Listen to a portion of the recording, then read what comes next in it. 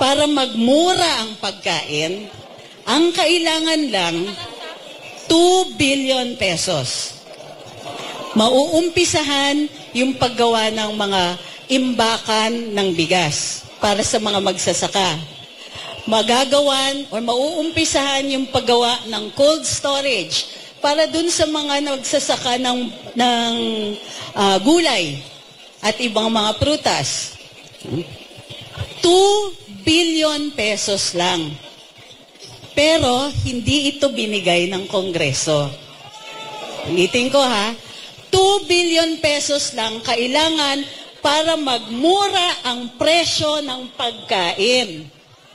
Pero naglaan sila ng 500 billion pesos para sa pamimigay nilang ayuda in aid of elections. Ay, pero okay lang na magutom tayo. Araw-araw, kasi nag-vlog ako, oy, sino ditong sumusunod sa amin sa Luminous? Oy, bakit ang konti nga? sino yung mga susunod? Magpa-follow sa Luminous. Okay, game. Mag-follow naman kayo. Okay, Luminous sa Facebook, bago kami magurgur.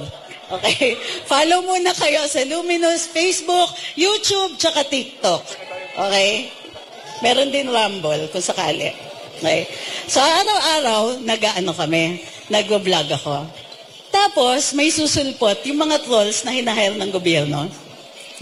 Alam kong hinahire nila ng gobyerno kasi, bilang kalihim ng press, alam ko yung mga operations ng ganyan.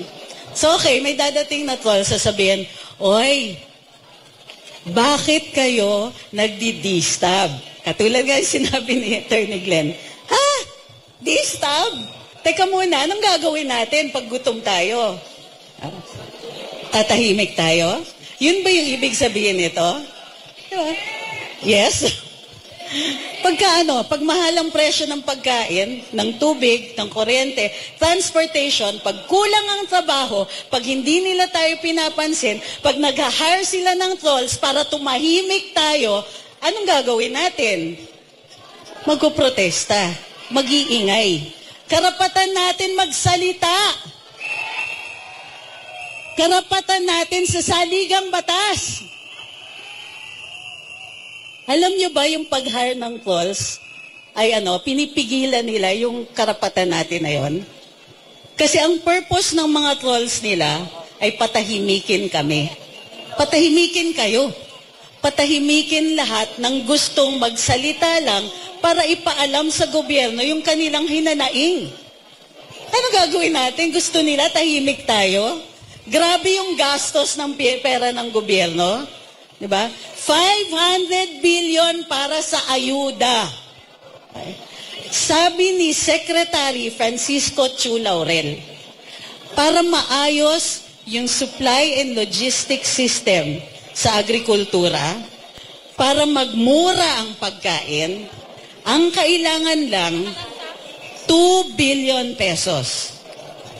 Mauumpisahan yung paggawa ng mga imbakan ng bigas para sa mga magsasaka. Magagawan o mauumpisahan yung paggawa ng cold storage para dun sa mga nagsasaka ng gulay at ibang mga prutas. 2 billion pesos lang. Pero hindi ito binigay ng Kongreso.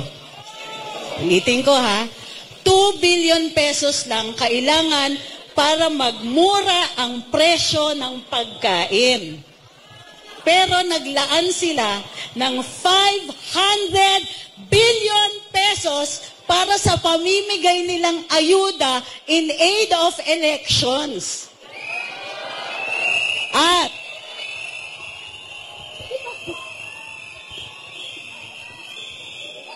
bukod pa dyan, hindi lang yan in aid of elections, di ba? In aid of charter change. Hanggang ngayon, hindi nila sinasagot kung magkano ang ginastos ng mga kongresista dun sa tinatawag nilang People's Initiative. Akala ba nila nakakalimutan natin? Sinikreto pa nila sa atin. Kunwari, people's initiative, kunwari, private sector ang gumagawa, pero ang nagpopondo mga kongresista, tingin ninyo, saan nakuha ng mga kongresista yon? Sa atin. Taxpayers money yan. Tingin nyo, gagasto sila para doon? So, nagpi-people's initiative sila, nagbabiyahe, naghahanap ng paraan para tumagal at tumagal sila sa kanilang pwesto. In the meantime, tayo, mataas ang presyo ng pagkain, ng tubig, kuryente, walang trabaho, mataas ang cost ng transportation, patay sindi ang internet, ginagamit natin sa mga maliliit na negosyo natin. Inuna nila at inuuna nila hanggang ngayon, inuuna nila ang term extensions nila.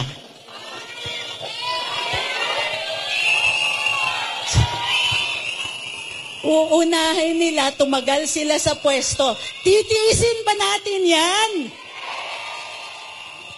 Tama ba yun? Dapat magsalita tayo, manindigan tayo sa mga ganitong ginagawa nila sa atin. Aba, ang sarap ng buhay nila gamit pera natin. Ang sarap ng buhay nila, tayo naghihirap, pagkain lang, hirap na tayo. Ano pa kaya yung ibang mga gamit sa buhay? Tubig, kuryente, transportation. May iba sa ating mga mamamayan, tumaas lang ng piso ang transportation, di na makakapasok sa school, hindi na makakapasok sa trabaho, o maglalakad ng lampas na 4 na kilometro. Tama ba yun? Ang mensahe ngayon, simple lang. Lahat ng pangako at pangarap ng Pangulo, nung siya ay tumatakbo, binasura na niya. Sabi ng mga trolls, nung siningil ko, oy, presyo ng bigas, pinangako nyo, bababa yan. Sinabihan ba naman ako, hindi yun pangako, pangarap lang.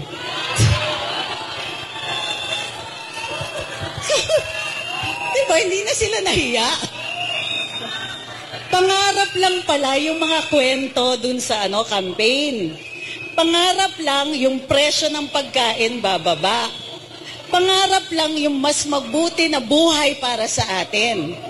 So dahil pangarap lang yung mga sinabi ni Pangulo nung panahon ng kampanya, wala siyang kailangan gawin.